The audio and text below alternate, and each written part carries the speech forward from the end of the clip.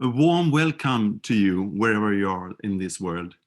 We are now about 80 people from 25 different countries meeting to participate in this webinar organized by the Nordic ICF chapter.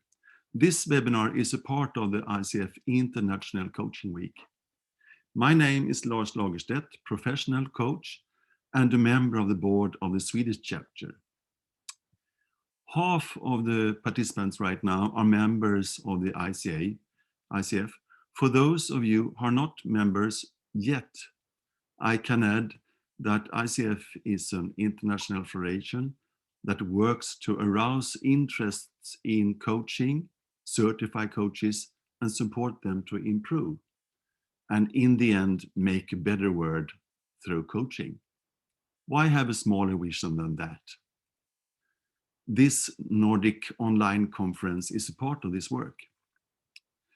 This morning, we are happy to take part of the knowledge and experience from Tracy Sinclair from UK. Tracy is a Master Certified Coach, MCC, with the International Coaching Federation. She's also trained coaching supervisor, mentor coach, and ICF assessor. And listen to this, she was named as one of the leading global coacher, winning the Thinkers 50 Marshall Goldsmith Awards of 2019. What is that? Tell us more about that. When we know this, we can understand that this morning's message comes from a well-proven and useful experience. I will give you some technical things. You can communicate whatever you like in the chat box, but the Q&A is only for questions to Tracy. You can also upvote a question by a thumb up, and then the question will come higher up in the hierarchy. During this almost 1.5 hours, we will have 2 breaks where we focus on questions from the Q&A. So now, I'm happy to hand over to you, Tracy. How can coaching help organizations deal with change and uncertainty? Warm welcome to you. Thank you so much, Lars, and thank you everyone who has taken the time to come and join us this morning. It's such a pleasure to be here with all of you. And to have people coming together from all over the world as well, from outside of, not just outside of Sweden, but outside of the Nordic region and outside of EMEA probably too. It's one of the, I guess, positive elements of us having to work in this way, that we have the joy and the opportunity to really come together as a global community. So I'm really, really excited to be here. And I do hope and believe that some of the things I'm going to share with you today will be useful and interesting for you. This topic of defying challenging times is such an interesting title, such an appropriate title to give to this theme of International Coaching Week. And it really reminds me of a concept that I've been holding very closely in my mind for the last year or more now, which is the idea of build back better, which some of you may be aware of is a concept and an initiative that was triggered by the United Nations back in 2006 in response to the terrible Indian Ocean tsunami in 2004, where an enormous amount of resource and strategy was put into not just supporting an organization, a country to recover from a disaster, but to come back better. And that's the philosophy that I think is really wonderful in this. And that's what I like by this idea of defying challenging times. How can we not just recover, but really learn and come back stronger and better than before? So I'm really wanting to embrace that spirit in what we talk about today.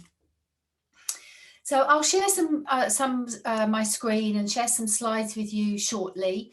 But as Lars said, I will pause periodically just to check in with the Q&A to see if there are a few questions that we can pick up from you and engage with you along the way. And then we will allow a little bit more space for some of those questions at the end.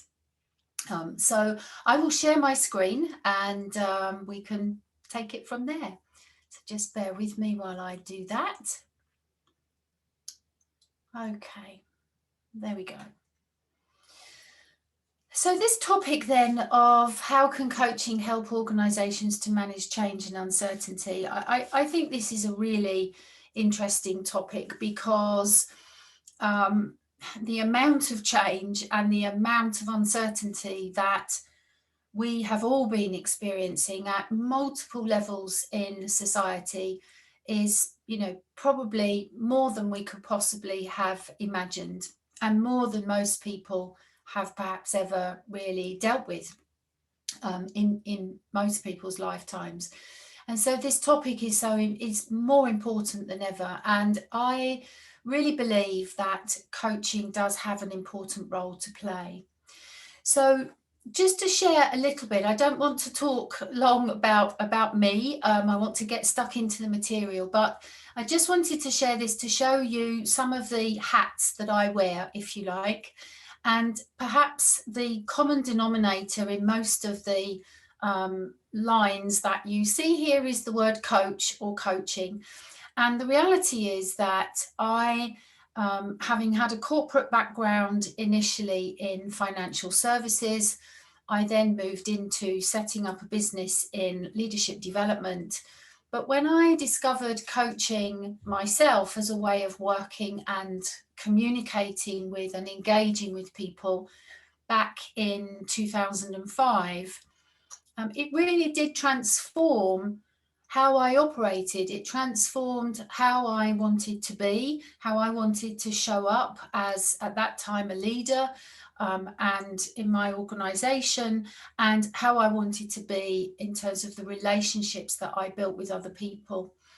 And I really, truly believed that coaching has the capacity not just to change people's lives on a personal level, although it very much does that too, but it really has the capacity to help inform organizations, cultures, systems, communities, and societies. And so I have made a conscious decision over the last 15, 16 years to really move all of my professional efforts into adopting various roles. That means I can try to take that forward. And it's pulling on those things that really informs the presentation that I've pulled together for you today.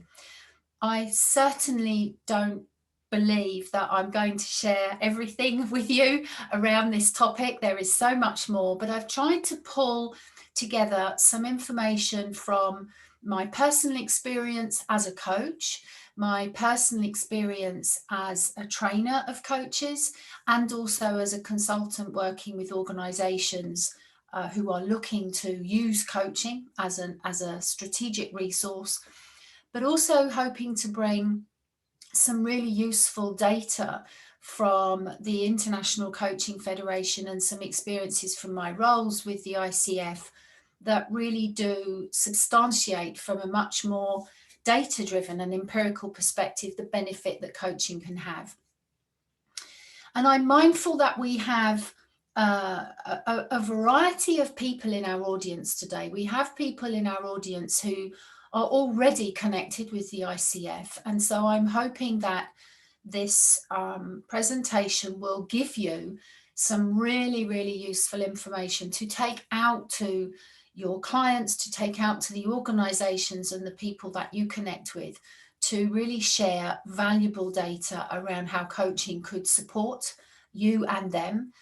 And also for those of us in our audience today who are not as yet connected perhaps with coaching or the ICF, that you will get an insight into what coaching really is and how it's being used in the world and how it might be useful for you. whether it's as an individual or within your organization.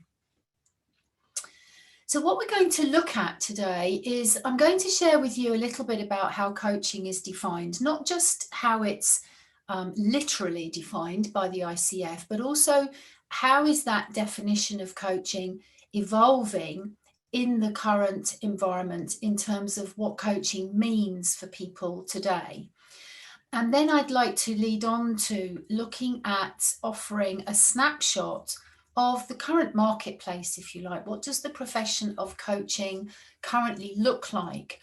And particularly, how is coaching being used?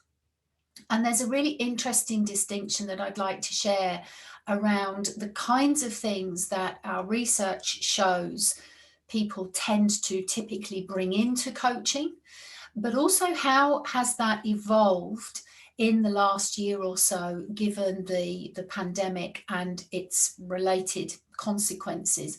What is that doing for the kinds of things that people are using coaching for? Because that's really where we want to tap in. We want to support people with what is needed for them right now in order to move forward. Following on from that, we can look at the role of coaching in navigating change and uncertainty. And I've got some interesting data to share with you around what research indicates to us about the impact and the ripple effect, if you like, that coaching has when it is used in an organizational setting. And then finally, looking at the future of coaching in organizations. So what are the current trends and the highlights and the signposts for the future? So hopefully taking us through quite an interesting journey.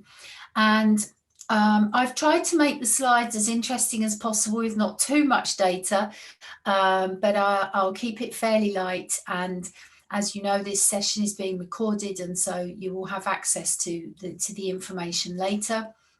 And right at the very end, I'm going to share with you some links to some resources for further reading if you would like to find out more. So that's what's in store. Let's get stuck in. So the definition of coaching and looking at what's new in terms of how we use this. The International Coaching Federation defines coaching in the following way: partnering with clients in a thought-provoking and creative process that inspires them to maximize their personal and professional potential. And there are some really useful and very intentionally placed words in here. Partnering is one of them. Coaching is very much about connecting on an equal adult basis, two people or a coach and a team coming together to really partner in order to have a conversation that is taking our thinking beyond what is the habitual, beyond our default reactions, our default strategies, our default approaches. And that is very, very useful when the way we usually do things isn't working, or when we're in a situation that is so entirely new and different, we maybe don't know where to start. And so the process of coaching really does invite innovation and creativity in tapping into that belief that the human mind is incredibly powerful, that we can draw upon all of our resources to come up with new and innovative strategies. And we know from history that human beings, the human race, tends to respond quite often in a very innovative way in the face of crisis. And so this is where coaching can really support us to tap into that potential and really take ourselves, our teams, our organizations forward.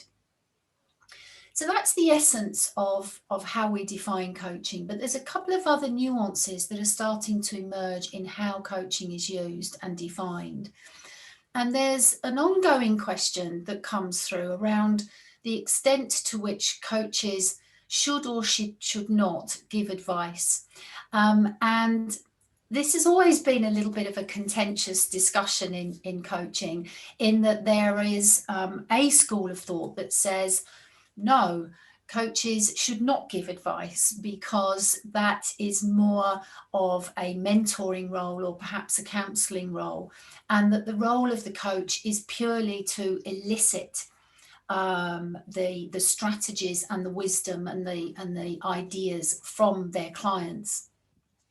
However, current trends are showing that coaches do sometimes share their knowledge or share their perspectives. And the reality is, more importantly, is that it most often adds value to the process. And so there is a shift towards acknowledging and embracing that the coach bringing in some elements of their experience, their perspectives, their intuition, their observations is a very valuable part of the coaching process.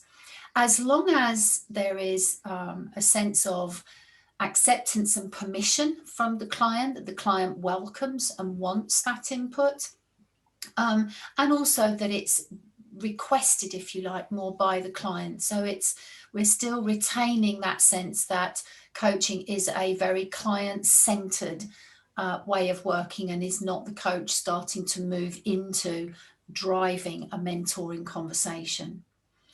And so the future considerations that are still open questions that the coaching community is asking is, should a coach offer advice to a client as part of a coaching partnership if the coach believes it would help move the client forward? And so the important question for all of us as coaches is always to say, where is the line?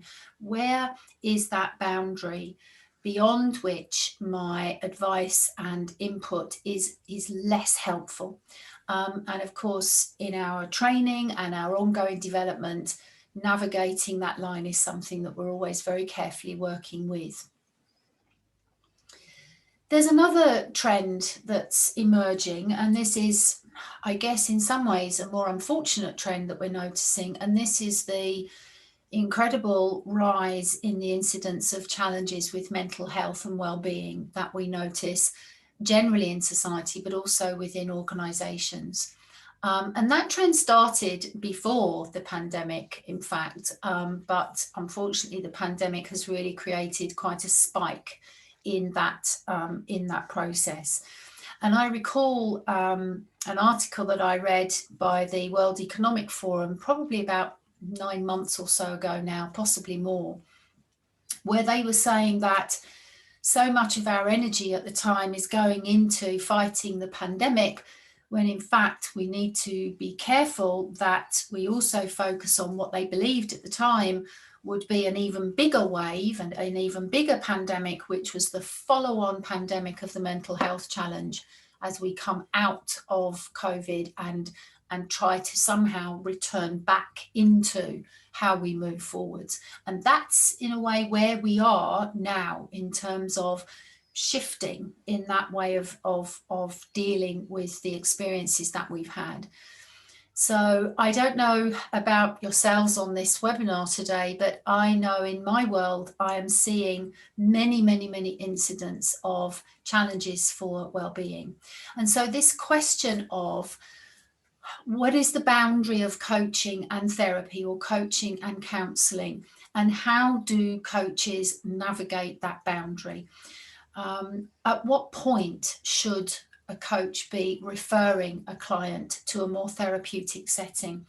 And how do we appropriately equip coaches in order to be able to navigate a space that I call the grey space, that's sort of that blurred boundary that's emerging between these disciplines? There is research beginning to emerge on this. There's a great resource that the ICF has written called Referring a Client to Therapy, that is a free resource offering some very useful guidelines on this. And David Drake has also produced a piece of work around coaching in a non-clinical setting where clients are accessing mental health services. So once again, if that's an area of interest for you, there's some very useful resources there on that. So these are a couple of trends that we're noticing coming into this space of coaching, the therapeutic space and the perspective, advice, resource giving space that are just sitting there within that domain of the profession. If I share a little bit then about the coaching marketplace and what does the snapshot of this look like at the moment. So the profession of coaching, and this is, I'm just drawing upon a little bit of research here from the ICF Global Coaching Survey in 2020. So it's the most recent survey that we've had. And that survey indicated that there are now around 71,000 people that call themselves coach practitioners. And this is a 33% growth since the last time this research was done in 2015. And the particular area of growth that's most marked is the rise in managers and leaders using coaching skills, which is now viewed as being those who clearly stated they are a manager and leader using coaching skills was around 15,900 leaders. And this is quite interesting because we talk about, from an ICF perspective, 3 modalities in coaching. We have one, which is external coach practitioners that come into organizations to offer coaching services. 2 is internal coaches, those who are fully trained as coaches and they fulfill that role for their organization, either on a part or a full-time basis. And then we have managers and leaders who are not necessarily fully trained as professional coaches, but they have a good solid grounding in coach training and they are integrating those skills into their leadership style. And this is by far the biggest growth area, which is very exciting actually, because this is how coaching is becoming much more of a systemic way of working as part of a leader's broader skill set. In terms of annual revenue, the profession of coaching is estimated to be about $2.8 billion at the moment, so not small. It's a very growing profession, and 85% of the people surveyed in this survey believe that either agree or strongly agree that a credential or some form of formal qualification is expected. And this is a trend that we've seen growing for some time now, that there is a marketplace-driven demand that if someone is going to operate as a coach, that they have been formally trained in coach-specific skills and that they have taken that to some level of a formal credential or qualification.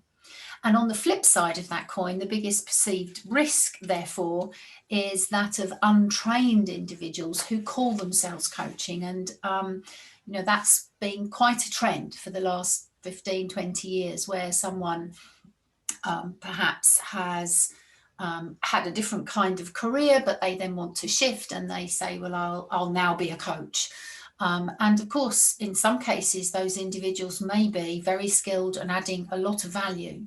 But in many other cases, that value is diluted by the fact that they don't have that grounding and that training. So that demand is really, really increasing. To give you a snapshot of what the profession looks like from the ICF perspective, I've taken these figures, they change literally every month. And so I've taken these figures from as of May. And as of May, the ICF currently has over 46,500 members in 153 countries and territories around the world. And the ICF is the largest professional body for coaching and also the most, it's the only truly global professional body with presence in so many areas.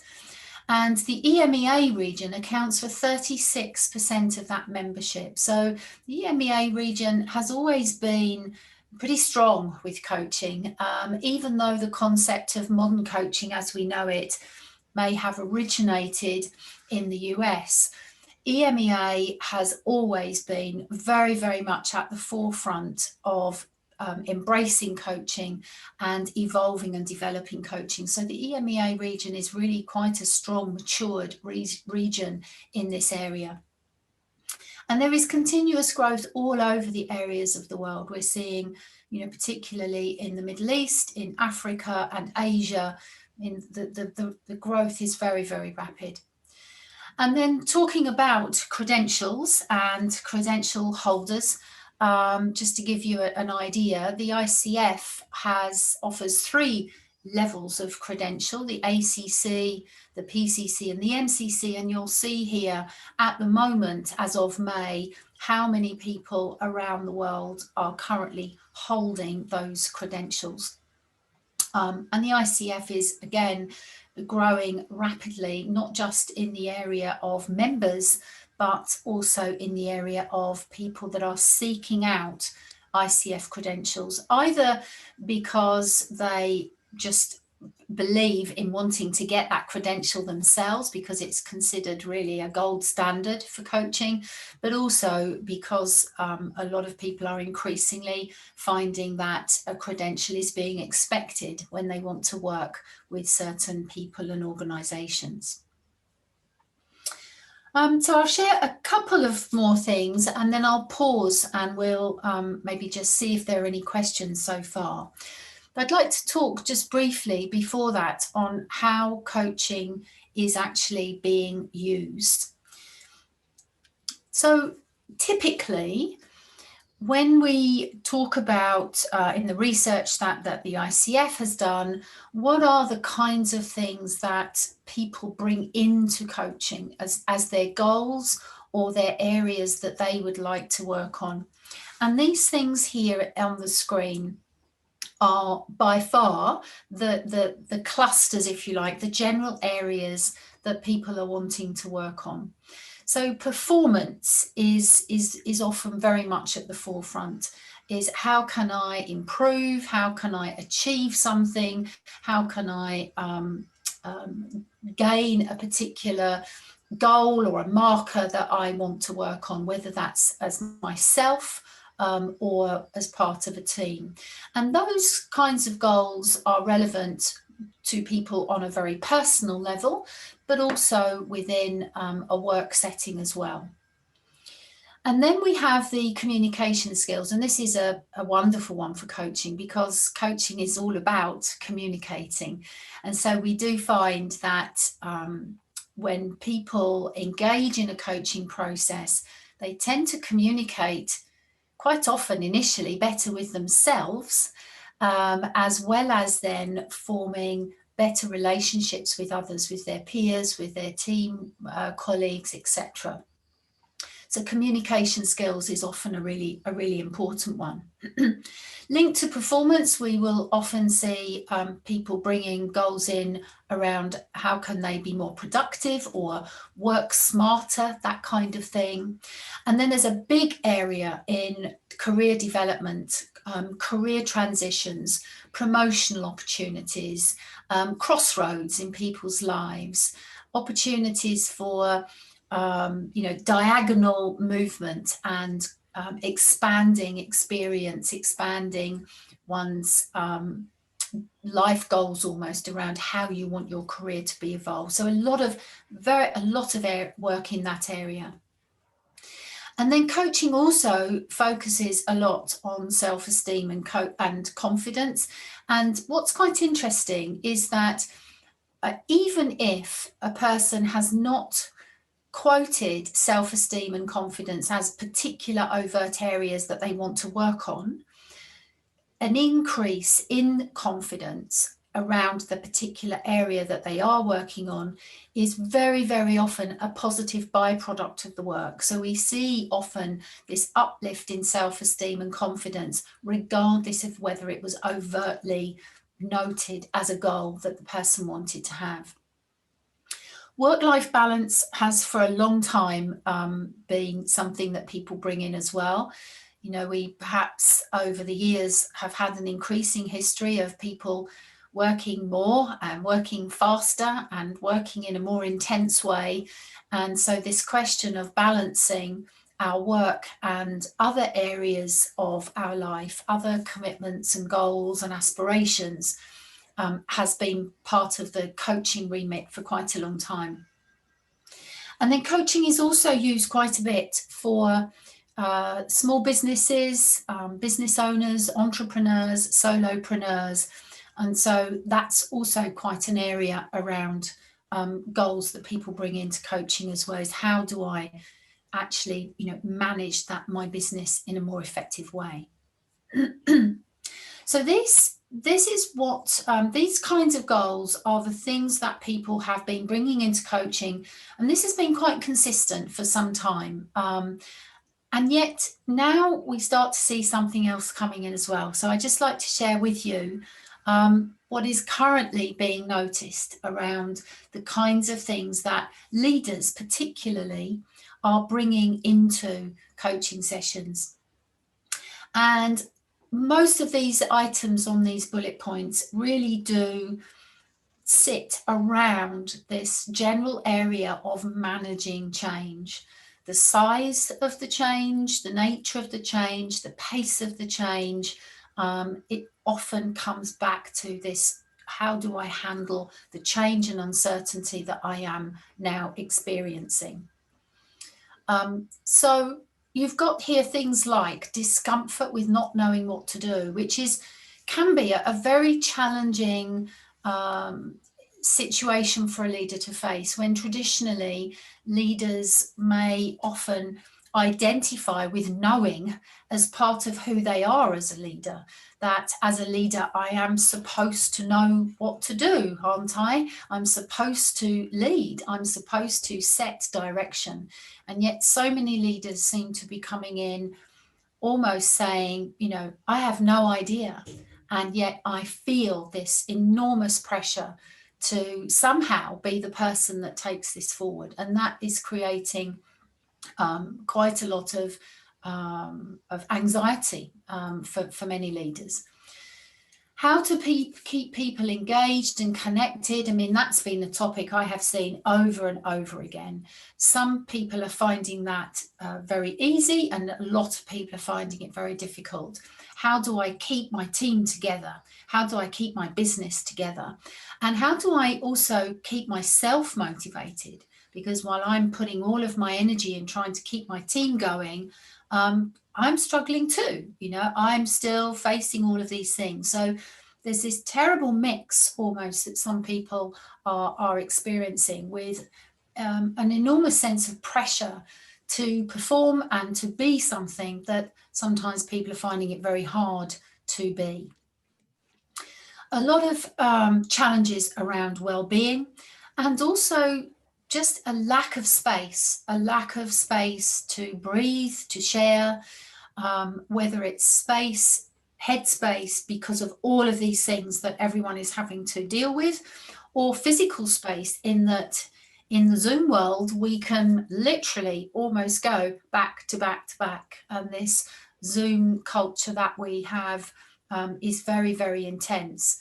At least when people were in an office, they had the slight gap between meetings by walking down a corridor from one meeting room to another via the coffee station, when in fact now potentially you literally may not even have that, because you're jumping from one thing to another. And then there's, on the right hand side here, some other topics that are now emerging around, as we transition and perhaps start to think about this idea of coming back to the workplace, going back to work. What does that mean? What does going back mean, and going back to what and how and who? So this whole area now of having dealt with the onslaught of the pandemic, how do we now re-engage? So people are really thinking about their reviewing their life goals and how they are prioritizing various things in their lives. There's a lot of people that have perhaps taken this opportunity of the pandemic to really rethink their lives and what they want and what they feel they can do. So I'm going to just pause there. I'll talk to you a little bit in a moment and share a few thoughts on what the research indicates around how coaching can support these things. But I'm just going to stop sharing my screen and just check in to see if we've got any thoughts, observations, or questions at the moment on what we've done so far. So I'll just stop sharing for a moment. And Lars, just to check in with you if we have anything anyone would like to bring. Yes, we have 3 questions. And one is referring to what you said a little earlier. Could you please clarify who has identified this as the biggest risk? Can you refer that to anything you said? Yes, thank you. And just bear with me, I'm going to shut my curtain because I think the sun is glaring right on me. So I'll just do that so that I can see. There we go. That's a little bit better. Sorry for that. Okay, yes, so who is identifying this as the biggest risk? So the people that, where that comes from is actually from the research that the ICF has done into the things like the Global Coaching Survey, the Consumer Awareness Survey, and some of the coaching culture research that the ICF has done. And these kinds of questions around opportunities and risks for the profession are asked very regularly, and that stance of the risk being uncredentialed or untrained coaches comes up as quite a pattern in most of that research. So I will, at the end, I've got some links to those pieces of research that people can have a look at if they'd like a little bit more information. But it's the people that have been involved in those surveys that are sharing that perspective. Okay. And Osman Ma has asked, how about Southeast Asia? Any breakdown on this region? Yes, there is, although I don't have that data with me today. I focus more today on the EMEA data. But if you have a look at the research papers, there is a breakdown, and you can actually approach the ICF to get a breakdown of data that is more region specific and in some cases country specific. So for that, I would recommend reaching out to the ICF. And then a question here, do we know anything about the average age of an ICF member? Yes, so again, I don't have that data right to hand. However, that data is included in those pieces of research.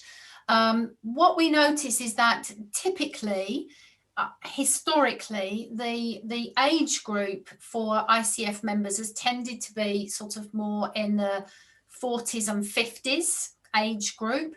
However, that is really rapidly changing now, and we're having a lot of much younger people coming through into the profession and into, therefore, ICF membership and credentialing. So that concentration of age group is starting to change, and that's something that, from an ICF perspective, we really actively encourage. I think one of the dreams that we all have at the ICF is that people choose coaching as their first profession rather than perhaps as their second or their third, which is historically what the trend has been, is that people move into coaching as a way of working after having had one or two careers or chunks of their career. But that's starting to change quite a bit. And here's a question, maybe have a comment from Katarina Jakobsen, a question around this gray area coaching therapy. And she says, I have a belief that careful coaching is not harmful to the client. Sometimes I sense that coaches are afraid to help and refer too early. Yes, yes, thank you, Katerina. I mean, I agree. I think the challenge here is how do we support coaches to navigate that well? Because what we can find is that on the one hand, you may have a coach that doesn't realize that they're getting more into a therapeutic setting and perhaps, continues to coach when really the signs are there that perhaps a referral should be made. But more often than not, we have what Katerina is describing, is where coaches are a little bit more nervous about it and say, oh, I need to back away from this and refer someone, when in fact, coaching may still be incredibly useful and valuable. And indeed, coaching and therapy or counselling are in many cases used alongside each other. I know a lot of people that have worked with a coach for focusing on their forward moving goals that they still want to achieve and have in their lives for their fulfillment, but happen to be in some form of counselling or therapy at the same time to resolve some of the other issues that are really holding them back. So there are all sorts of ways for these two disciplines to complement each other.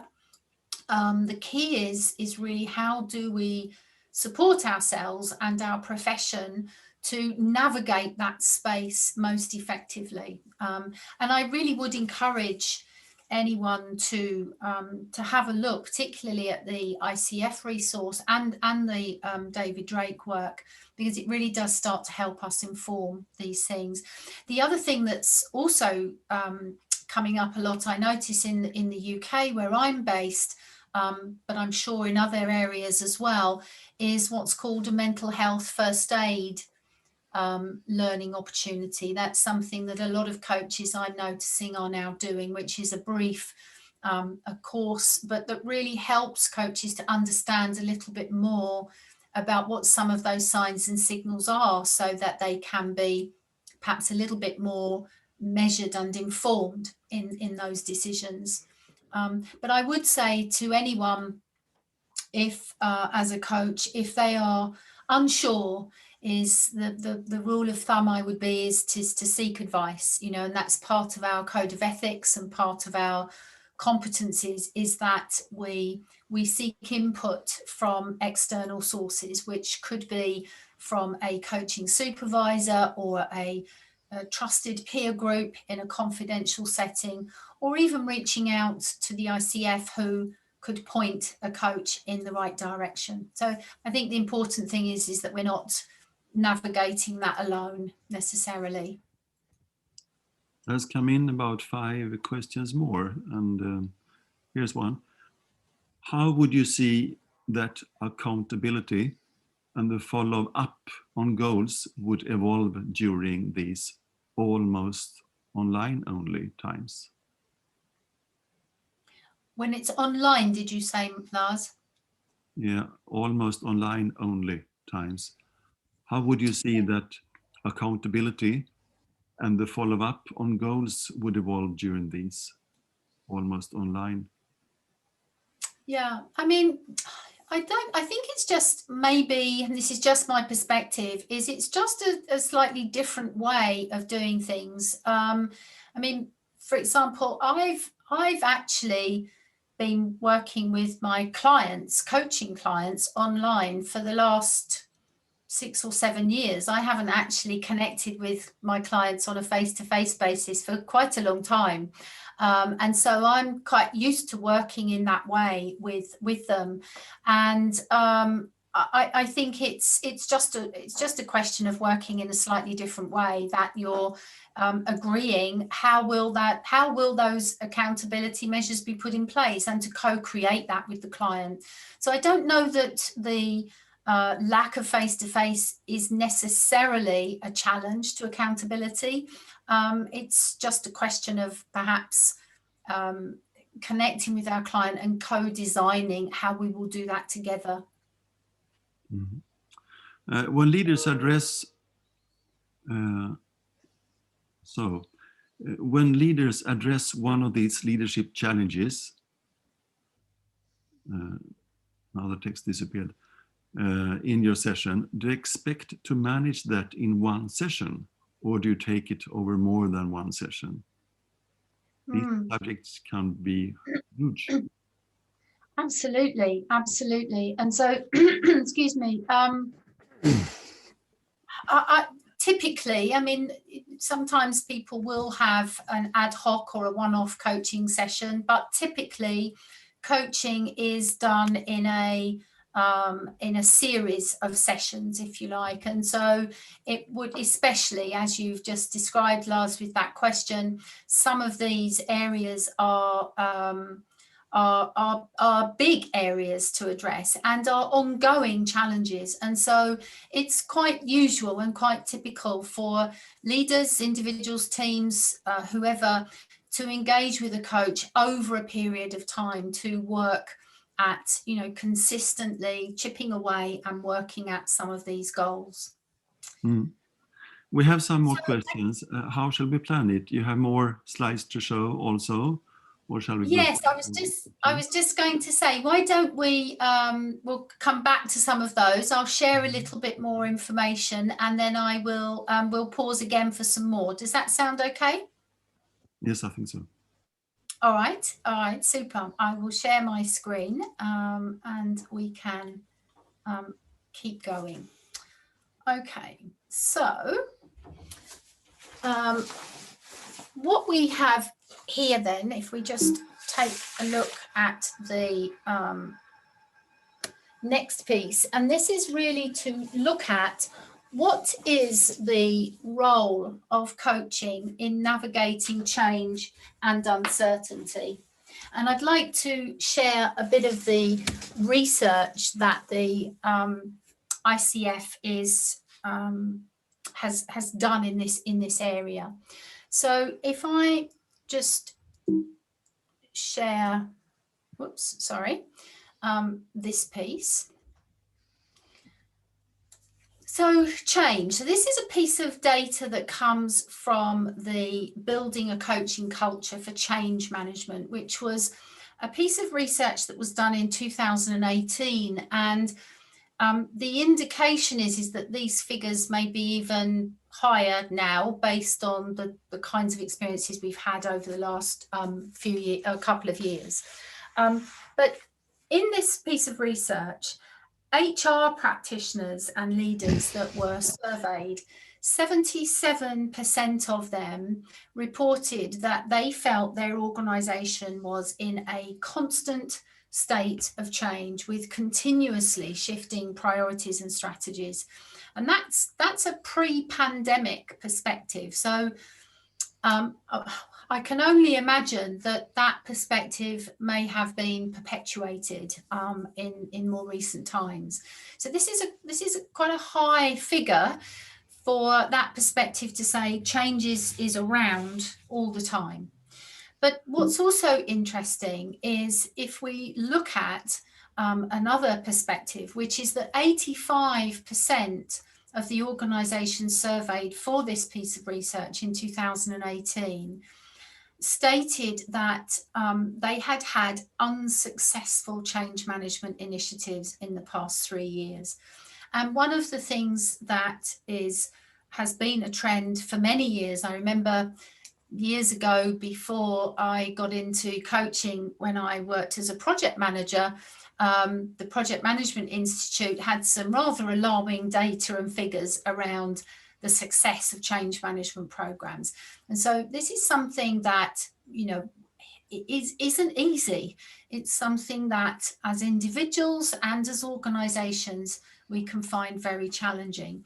And so we've got something that is around us almost the whole time. We are immersed in this constant state of flux and change. And it happens to be something that quite often we find very hard to do. So how do we navigate that? Well, when the ICF surveyed some of these organisations to actually ask them, when you are in a change management situation, what is it that you do? What are the activities that you do? to help facilitate that process. And this was, these were the top 4 things that came out. Now, classroom training, I would say now in the last 18 months or so, or 12 months at least, that figure is going to have gone down, and the web and e-based one, I'm sure, will have gone up. However, you will still see that those 2 ways of addressing change by providing training and learning opportunities are very, very high. And then you see it's followed by connection, face-to-face time with, or connection time with senior leaders, and then access to managers and leaders using coaching skills. So these are the kinds of activities that people are reporting that they typically do. However, what is reported as what actually works is something slightly different.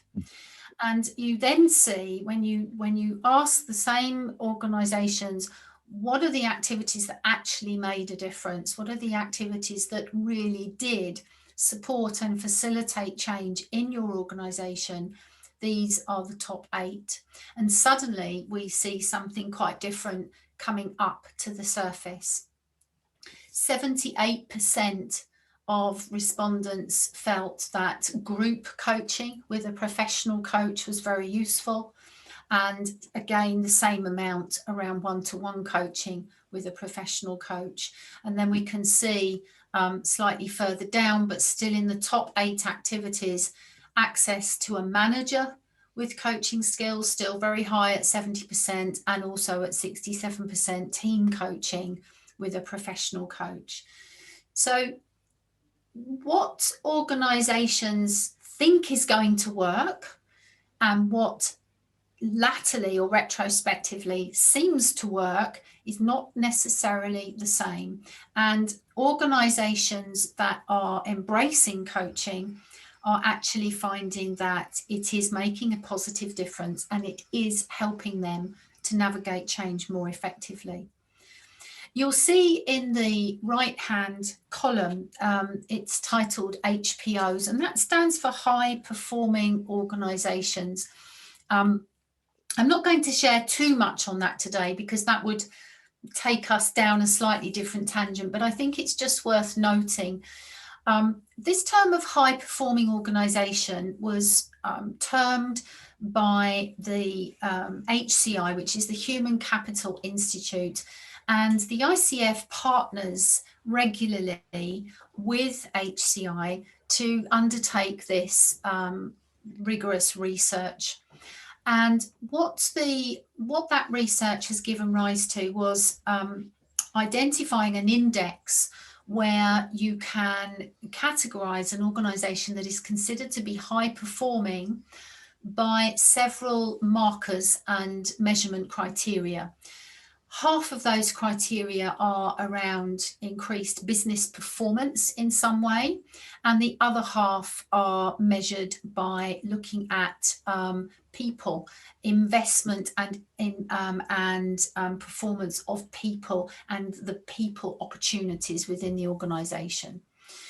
And so that, if that's an area of interest, that would be quite useful for you to have a look at as well, which is detailed in more in this actual paper itself. So what this is indicating, to summarize, is that there is a strong relationship between organizations that use coaching in these various ways and their ability to report that they are managing change more effectively. And there is then an indication that those organizations that manage change more effectively are more likely to meet and be aligned with these characteristics of what is a high performing organization. So there are these links and threads that show that when coaching goes beyond the ad hoc, when coaching becomes something that is an intentional strategy, when it becomes something that is infused within the organization and goes beyond just certain individuals having skills, it becomes more systemic. especially with managers and leaders having good coaching skills, we really do start to see a tipping point where organisations are experiencing many benefits. And the kind of benefits that they are experiencing are some of these, and these are some of the top areas that are noted with the percentage of people in the respondent organisations that have said they experience this. And you will see, some very, very useful outcomes here. And if you think about where we are in the world at the moment, where we are as organisations looking to build back better, looking to come out of this phase of pandemic and seek to return to something better, to something that is going to be productive and useful for our organisation and our people, these kinds of benefits, I would say, are quite useful to have. The gross sales volume one at 9%, obviously that's the tinier figure at the bottom. That's an interesting one, because with financial or sales measurements, it can be a little trickier to do direct measurement that correlates the impact of coaching into something like financial bottom line performance, although some organisations are really starting to find models and strategies to show that link. The challenge with that is not that coaching doesn't inform those things, it's how do you actually demonstrate that with data, because in most cases an increase in sales or an increase in revenue or an increase in profit could be a result of multiple inputs, and so it can be quite challenging to just pull out that thread to say, oh, and this was the role of coaching in that process. But there are organisations that are really starting to work with identifying that in a much more tangible way. And on that note, if that is something that is of interest to any of you, then I would invite you to have a look at, on the ICF website, the Prism Award, which is an award that the ICF offers every year at a global level and sometimes at a regional and a country level to organisations who are really embracing taking coaching into the system of their organisation and how they are leveraging that to realise some of these benefits. And the award is given to organisations that are really making inroads with that. And you can find out more information about that, but you can also read some very useful case studies around how organisations have done this. And in most cases, I think those organisations are really happy to hear from others and talk about what they've done. So, they're very good benchmarking opportunities as well. So I just want to share a couple of other thoughts, and then we'll pause and maybe take the next round of questions before we, sort of can use up the rest of our time then with your questions. I'd like to talk about the future of coaching in organisations and what some of the current data and the trends are showing. So first of all, let's just have a look at the COVID snapshot, if you like. The ICF, as part of its global coaching study, did commissioned a very swift piece of research, which was very, very useful, that's done in conjunction with PwC. On the COVID-19 sort of snapshot of 2020. So this was done a few months back, and we are actually now in the process of doing another touch point on that to see, how things have changed. But you will see here that this graph shows an indication of what people perceived to be the main area or the impact on coaching practice. And you'll see that you've got the business focus, the business area, and the non-business area. And although there is quite a, there's a portion of people, if you look at 29% believe in the business domain that there is a significant negative impact, there's also 41%, however, saying that they believe there will be a negative impact.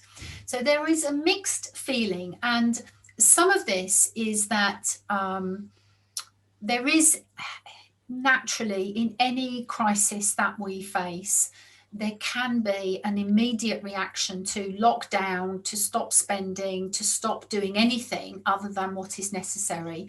And what can happen in that case is that something like budgets and opportunities for coaching can shrink, quite rapidly. And I know from my own experience, there were quite a lot of coaches that noticed that when the pandemic really first kicked into our society. However, what can often happen, and is a trend that we're also noticing, is that then people gather themselves, they start to really think about, okay, what do we need to navigate out of this? And then there is a little bit more of an uplift. And so overall, there is a strong sense from the coaching community and also the organizations using coaching that actually coaching is going to stay strong in this time, but also increasingly, and I'll be very interested to see what comes out in the later snapshot of this, is that coaching could really come into its own as a result of something like the pandemic, as a way of engaging and a way of working with people, developing people and supporting people to really come through and defy challenging times, as we would say. This one looks at the impact of COVID in terms of, will coaching, linking to that question, coaching emerging stronger from the pandemic. And this one I've shared just to show different regions. So we've got Oceania here and Asia as well. But if you have a look at the, I guess for us, where I'm based, Western Europe, but this could be relevant to our colleagues anywhere in the world based on where you're all checking in on today, you'll see that there is a sense of an element of people having no confidence or a little confidence, but by far the stronger results here are in the amber and the green, which is where the sense is that coaching will emerge stronger as a result of the pandemic.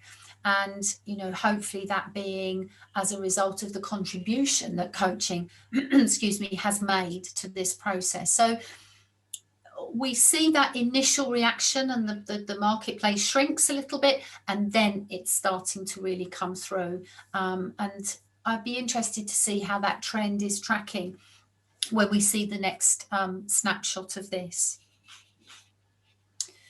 What's also interesting alongside this is that what there will be an increase for as a perception is that there will be a stronger need for pro bono or free non-financially related coaching. And this really is part of the trend of the democratization of coaching, that coaching is becoming something that is increasingly moving towards being something that is for the many and not just for the few, and that coaching is really showing itself to be a very powerful way of working within the non-for-profit, the NGO and the charitable sector, where sometimes funding for these things is more limited. So what does the future show in terms of coaching specialities? Well, when the survey that was done in 2019 came out, leadership coaching was cited as the most frequently used way of delivering and offering coaching, leadership coaching, 30%. So we can see that coaching is increasingly being used in the space of leadership. And this is then followed by executive coaching, which was 16%, business and organizational coaching, 16%, and small businesses, 3%. So when you add all of those together, you can see that there is an enormous amount of coaching being used in the leadership, the organization, and the business sector. And compared with 2015, the proportion that identified business coaching as their main speciality increased by 3% points up from 62 to 65. So these trends are growing. And the change was really driven by the rise of the proportion of coaches who cited leadership coaching as their main speciality. And it's one of the things that in all of the surveys that the ICF does with its members is we're often asked to describe which categories of work that we do to collate this data on a very ongoing basis. From a historical perspective, coaching in organisations used to be predominantly for the C-suite or for very senior leaders within an organisation. So there was something about one had to reach a certain level in an organisation before coaching was offered.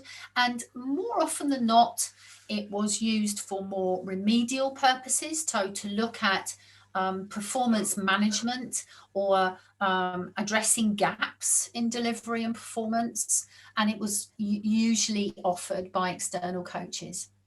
However, because coaching is a way of communicating and it's very adaptable, it has led very rapidly in the last 4 or 5 years to become something that is much more enterprise-wide. And now, increasingly, coaching is viewed to be something that is a pride to have. You know, to have a coach, if you think about in the field of sport almost, where some of the roots of coaching come from, it's the best athletes, the budding athletes, the athletes that have potential, that are given a coach to really tap into that potential and take them to the best that they can be. And we're really seeing that shift in organisational coaching, that this is something to support potential and growth and development and not be a performance management activity. I mentioned before about these 3 modalities, and you'll see them here again: external, internal, and managers and leaders using coaching skills. And from the research that the ICF has done, 38% of the organisations, so about just over a third of the organisations involved in that survey, are now actively using a blend, I call it the magic mix, a blend of these 3 services or these 3 ways of working. The other thing is making a contribution to coaching from a financial perspective, and more organisations now are making that financial commitment. 24% of organisations surveyed in the 2018 research now have a dedicated line item for coaching often it's within a training budget. And 85% of the organisations that are considered to have strong coaching cultures do that, as well as 44% of the high performing organisations. So there's really an increasing trend of let's make this a strategic investment. Let's actually put clear funding to build these skills, to make this this offering come into the organisation. And so this ideal mix of these 3 modalities can really lead to creating a new way of leading in an organisation, fostering collaboration, teamwork, which is an enormous growth area for coaching, is the whole area of team coaching, and this desire to scale coaching so that people can really give access to coaching by working with teams and groups and not just individuals. There is this trend, as I said earlier, about the increasing recognition that unique skills are necessary to deliver coaching, especially to teams, and the ICF has just recently released a set of competencies that is very specifically focused on coaches who want to work with teams.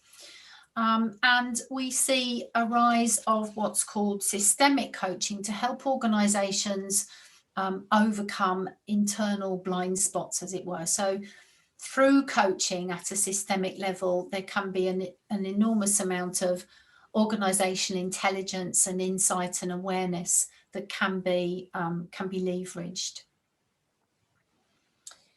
And then finally, I just wanted to mention a couple of things about social change, because this is obviously a really hot topic as well at the moment, and is something that coaching is very embedded within as well.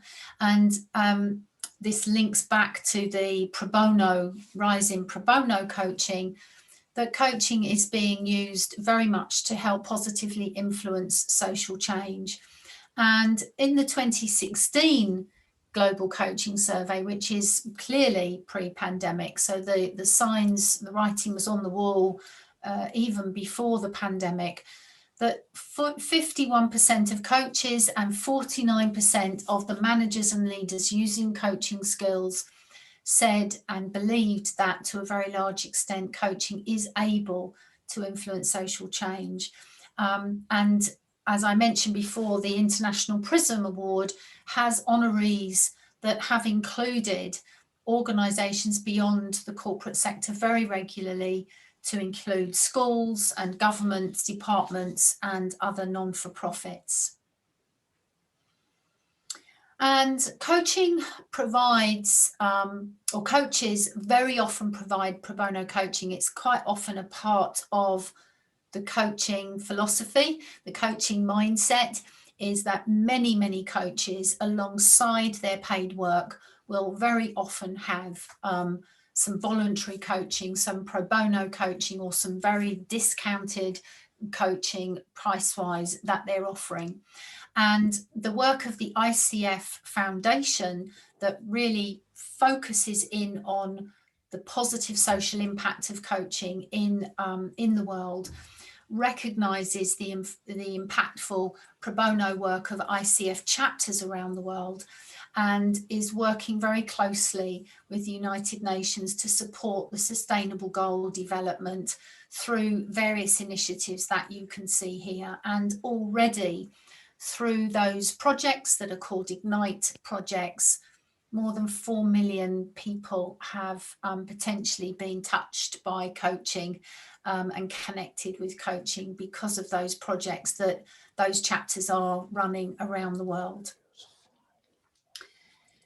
So I'm going to pause there. I'll just show you this screen of resources which you will have access to. There's some links there to all of the research that I have referenced. So I won't leave that up for too long right now, because you can access that later, but I'd love to just stop sharing and reconnect with Lars and all of you to think about some of the questions that you might have. Yes, we have questions about differences. One is about differences between group coaching and team coaching, and one is about leadership coaching and executive coaching. And we also have a question about feelings, and we have about a quarter of an hour to spend. So shall we start with what's the difference between team coaching and group coaching? Well, yes, and I know that there are probably some colleagues on this call that maybe specialise in team coaching who might be able to answer that question far better than me, because I don't personally specialise in team coaching. However, the difference as I understand it and as I tend to share it is that with a group, it's about the difference really between a group and a team. And a group of people may be coming together to explore certain topics through a coaching process, but they don't necessarily as a group have a common goal that they are all committed to working towards and are committed to working together effectively to achieve, whereas a team does. So the difference between team and group coaching is very linked to the difference between a team and a group. And it's just understanding some of those dynamics. And there are different coaching approaches or different ways of working with groups and teams that are going to lend themselves more effectively to one or the other setting. So I think in some ways that's actually part of an important part of the process, is to explore, are we a group or are we a team? And what does that mean for us? How would we know? How do we define those things? And therefore, how do we work? So that's how I would articulate that difference. Another difference is leadership coaching and executive coaching. Yes, well, now this one, I wonder, people may disagree with me, but for me, that is potentially about semantics and vocabulary. Over the years, I've called myself a business coach, a leadership coach, a corporate coach, an executive coach. I think in the early days when I trained as well, I called myself a life coach for a while. I now call myself a coach. I've taken off all of the other words and I just call myself a coach. So for me, I don't necessarily see a difference. I think it's more about what do your clients perceive. So I do think there's a marketing element perhaps to that, of what is it that we want to call ourselves, and how will what we call ourselves speak to and connect with the kind of audience that we're looking to work with. Personally, as I say, I've dropped everything now and just say I'm a coach. Mm-hmm. And about emotions has come up as a result of change in life, change in work or change in the personal life. Is coaching a good tool to work with feelings, emotions? Well, I would resoundingly say yes to that. In fact, I was just doing another ICW session yesterday on coaching presence, and we talked very much about emotions in that. And so there's a whole session we could do in talking about the place of emotions in coaching and how we work with them. But emotions is part of who we are. You know, we think and we feel and we sense, and to exclude working with how people feel about things and the emotions that evokes with them could potentially be very, very limiting. So for me, the space of emotion is part and parcel of the work that we're doing. And this is actually referenced in the ICF core competencies, that a coach is expected to develop the capacity and the capability and the confidence to work effectively with strong client emotions in a coaching process, and also to work to be able to regulate, if you like, and manage our own emotions, our own responses.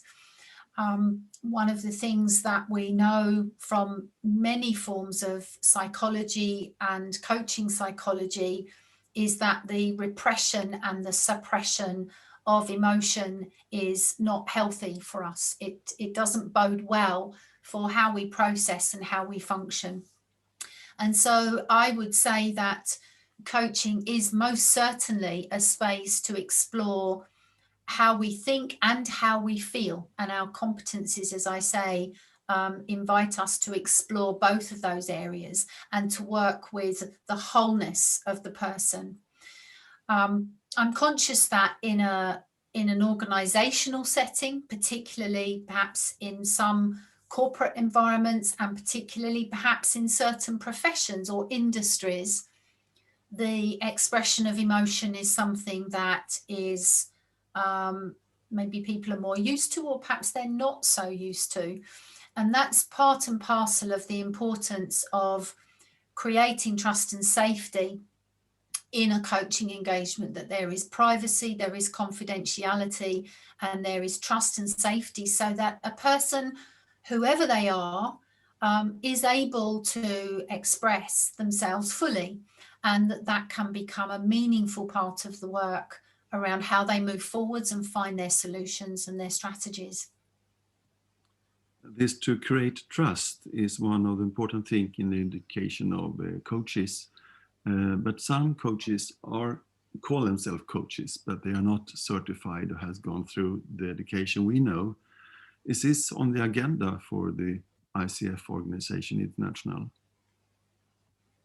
How can we help the market to separate those who are certified and those who are not?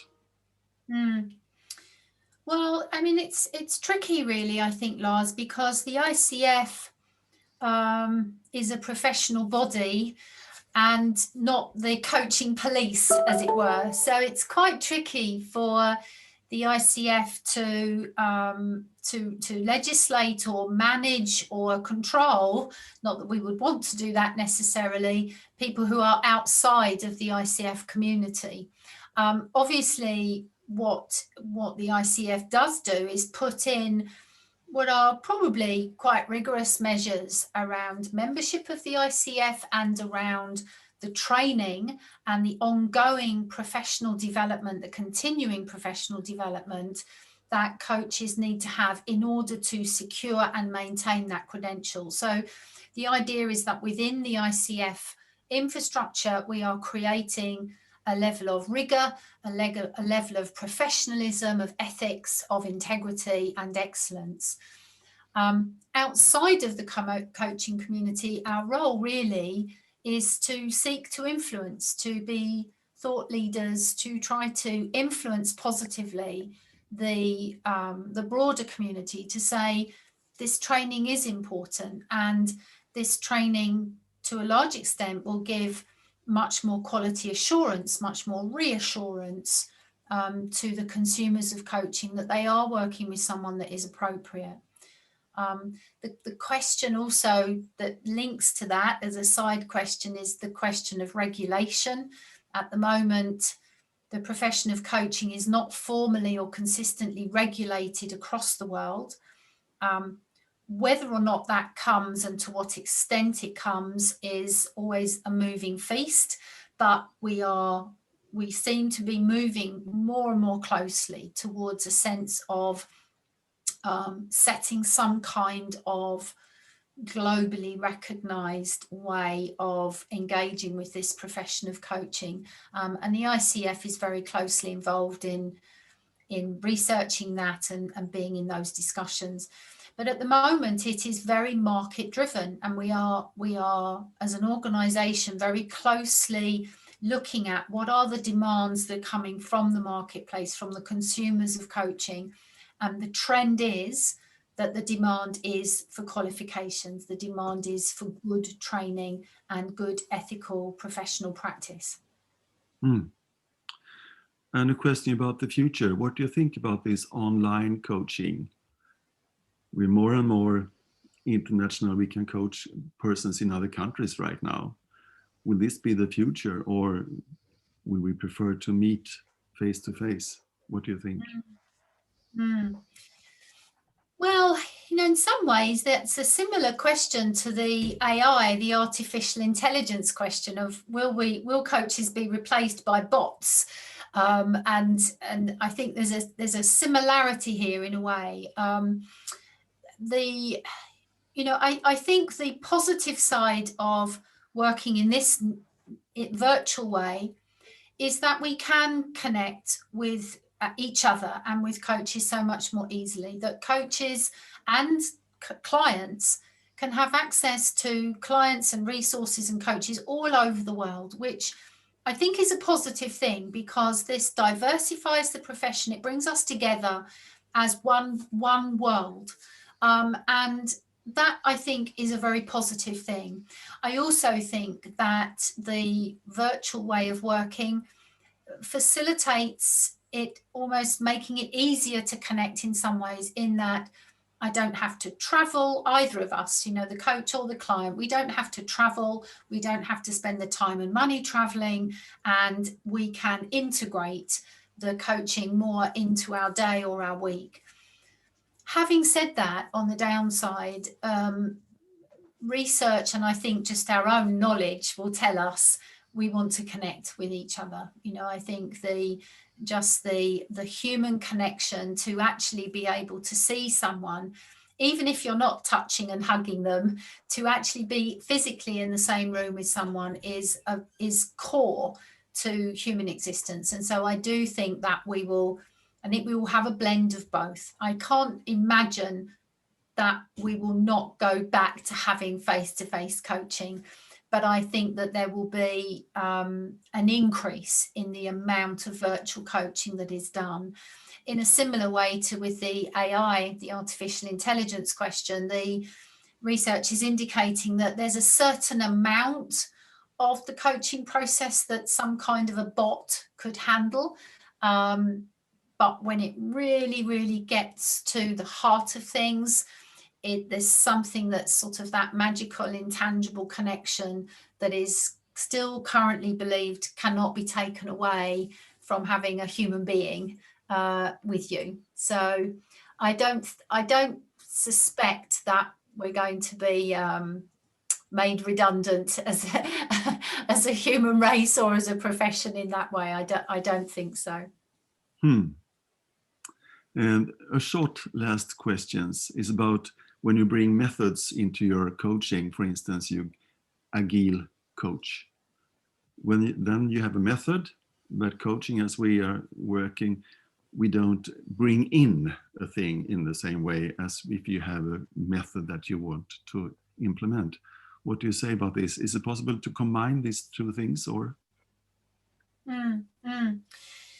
Yes, I mean, I think it is possible to combine. I think it's just a question of keep checking in and holding our integrity of, am I still grounded in coaching and the modality of being a coach, or am I moving into consultancy, facilitation, mentoring, etc.? And there's no right or wrong. You know, many of us, myself included, will offer blended services. And there's nothing wrong with that. The key is, are we being overt about that? Is it clear?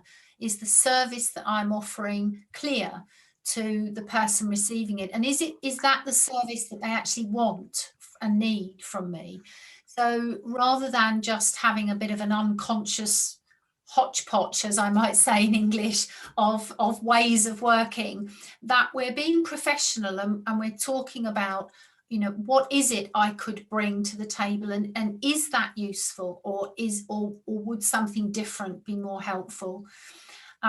Personally, when it, you know, and I'm saying this as someone that comes from quite a structured corporate background in project management and process design, is I have a background of tools and techniques and processes.